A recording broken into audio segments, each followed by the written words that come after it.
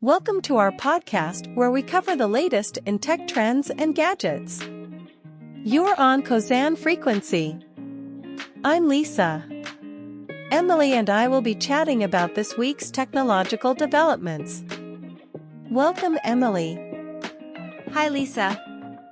Thank you. Let's start the agenda with our first story. Android 14 has been announced. Express yourself, take control and stay safe with new and improved features to try on Android 14. Android releases are one of the many ways your Android phone gets better over time.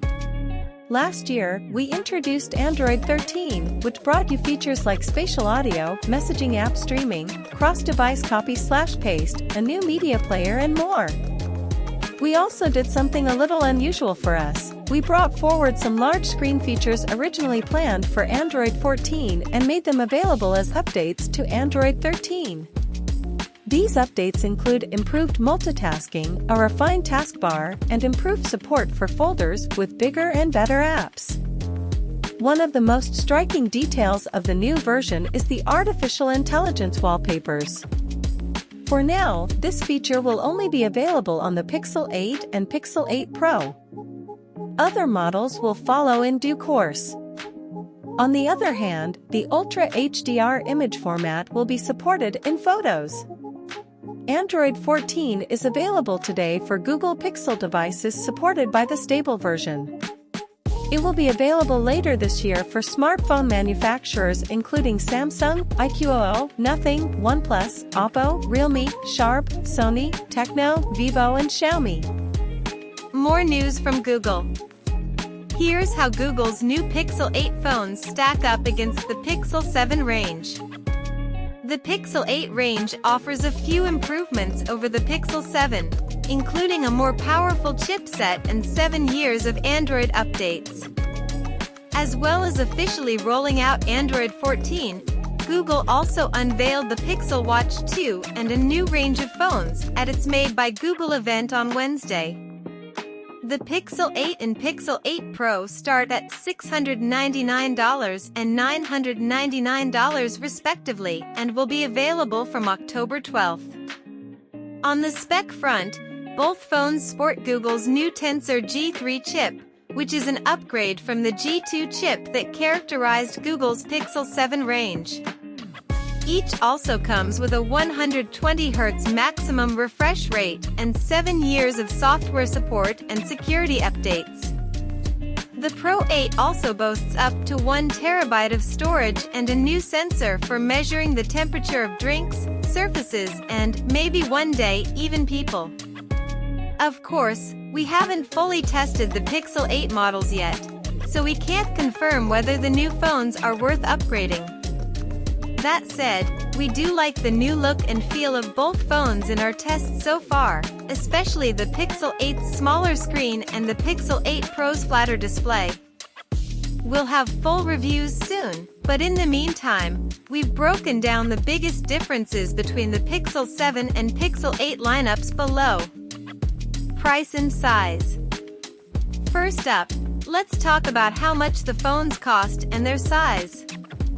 The 6.1-inch Google Pixel 7a is the smallest of all of the phones and also the most affordable, starting at $499. The Pixel 7 and Pixel 8 are slightly bigger at 6.3 and 6.2 inches, respectively, and start at $599 and $699. Meanwhile, the Pixel 8 Pro, like the 7 Pro, is once again the largest at 6.7 inches and starts at $999, which is $100 more than the 7 Pro's original price. The Pro models also offer more storage configuration, with the 8 Pro maxing out at 1 TB and the 7 Pro offering up to 512 GB. In contrast, the other phones max out at 256 GB. A polished look made for your everyday life. Pixel 8 and Pixel 8 Pro are sleekly designed with softer silhouettes, beautiful metal finishes and recycled materials. The Pixel 8 feels great in your hand, with contoured edges and a smaller size than the Pixel 7.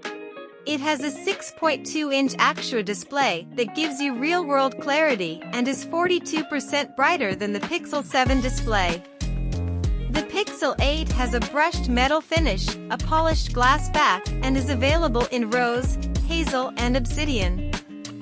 More camera improvements. We've all been in the situation where you've got the perfect group shot, but someone isn't looking at the camera. Uses the photos you've taken to create the photo you thought you'd taken. It does this by using an on-device algorithm to stitch together a series of photos to make sure everyone looks their best. Magic Editor in Google Photos is a new experimental editing experience that uses generative AI to help you bring your photos back to the essence of the moment you were trying to capture. You can reposition and resize subjects, or use presets to make the background pop, all with just a few taps. Audio Magic Eraser makes it easy to reduce distracting sounds in your video, such as howling wind or noisy crowds. This first-of-its-kind computational audio feature uses advanced machine learning models to sort sounds into different layers so you can control their levels. 7 years of updates to protect you and your personal information. Google Tensor G3 works with the Titan M2 security chip to protect your personal information and make your Pixel more resistant to sophisticated attacks. And now Face Unlock on Pixel 8 is the highest level of Android biometrics, giving you access to compatible banking and payment apps like Google Wallet. With Pixel, you get exclusive features and updates that make your phone better over time. For the first time, we're offering 7 years of software support for Pixel 8 and Pixel 8 Pro, including OS upgrades, security updates, and regular feature drops. Apple addresses iPhone 15 overheating with new iOS 17 update. iOS 17.0.3 is now available to fix an issue that may cause iPhone to run warmer than expected. Over the weekend, Apple blamed several factors for reports of iPhone 15's running hot, pointing to issues with certain apps such as Instagram and Uber, post-transfer background processing, and unspecified bugs in iOS 17. Today, the company has released a new software update with patch notes that say iOS 17.0.3 addresses an issue that could cause iPhone to run hotter than expected. In an update detailing the security fixes for this patch, Apple listed 2 fixes that are addressed on both iOS and iPadOS via 9to5 Mac. One is a kernel exploit for an attacker with local access to the device, which Apple says may have been actively exploited against versions of iOS prior to iOS 16.6, and the other is a fix for a libvpx bug which CISA issued a warning about that could allow someone to take over a device remotely, and which has also recently been patched in applications such as Chrome and Firefox. Checking for the latest update on your device should grab the update, which is listed by Apple as a 423.2 megabytes download.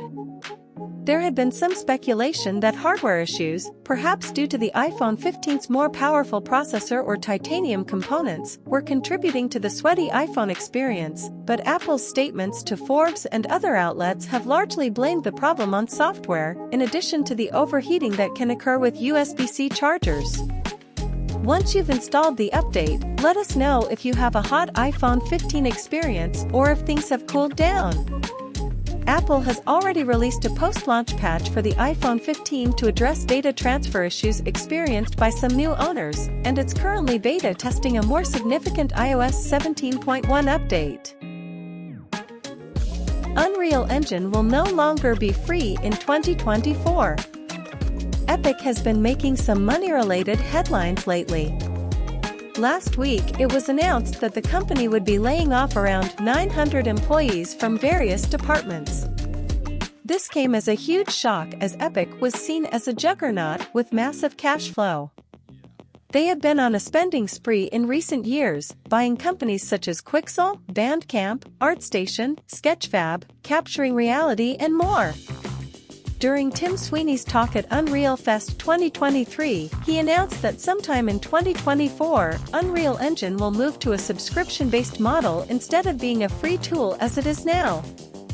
There is still very little information to go on, but Tim did mention some interesting tidbits that give us a glimpse of what is to come.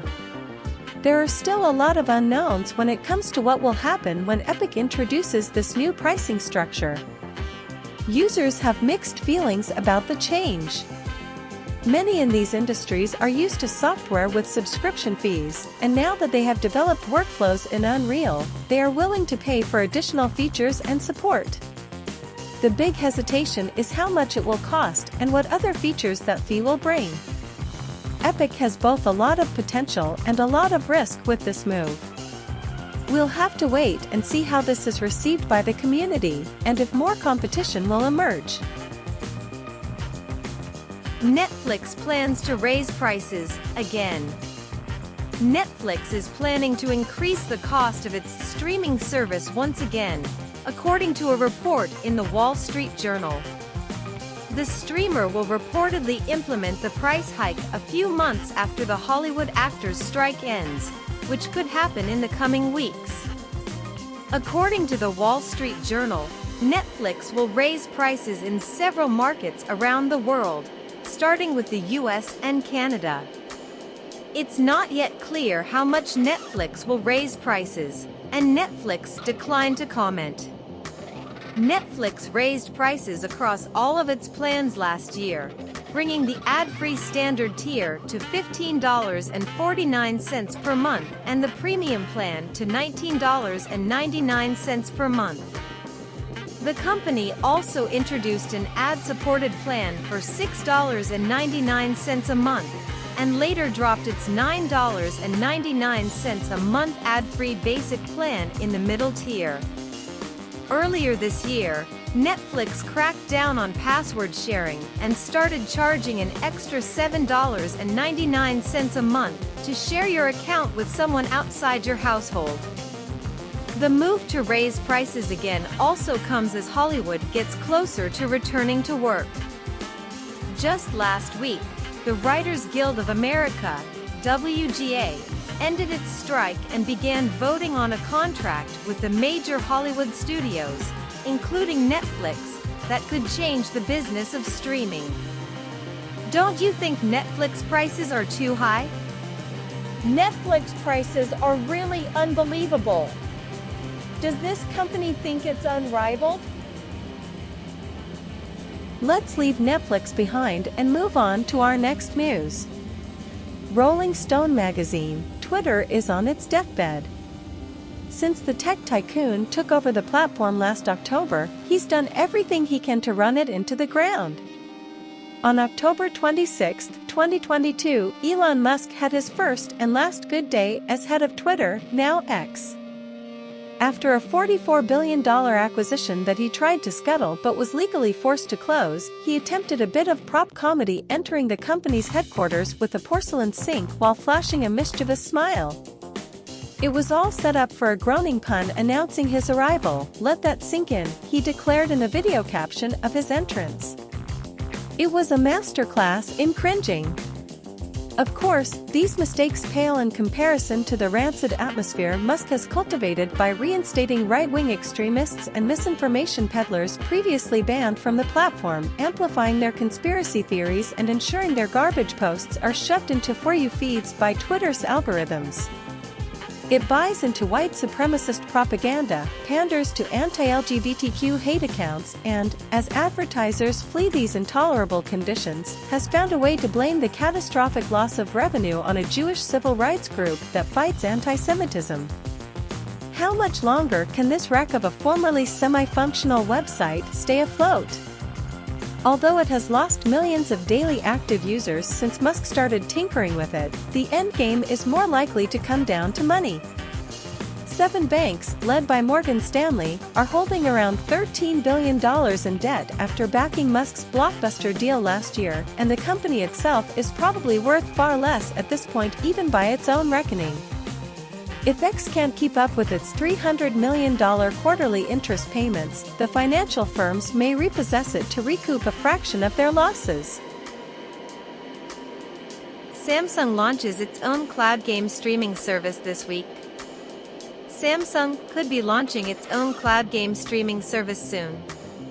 However, the company may not be competing directly with the likes of Amazon Luna, Microsoft Xbox Cloud and Nvidia GeForce Now, as it appears to be taking a different approach to cloud game streaming by focusing on mobile games. The new service is already in beta for some users, and the announcement seems to have flown under the radar. Samsung's cloud game streaming made for mobile games. According to a new report from Korea Economic Daily, Samsung will unveil the beta version of its cloud game streaming service later this week during the Samsung Developer Conference 2023 event. The service will reportedly be available directly from the Game Launcher app that comes pre-installed on its Galaxy phones and tablets. Unlike most other cloud game streaming services, which focus on console and PC games, Samsung's cloud gaming service is aimed at mobile gamers. It currently offers 7 games from Playrix and Snowprint Studios. That's it for this week's technology news. Thanks for joining us, Emily. Thank you, Lisa. Don't forget to follow Kozan Frequency and share the podcast. See you in another episode.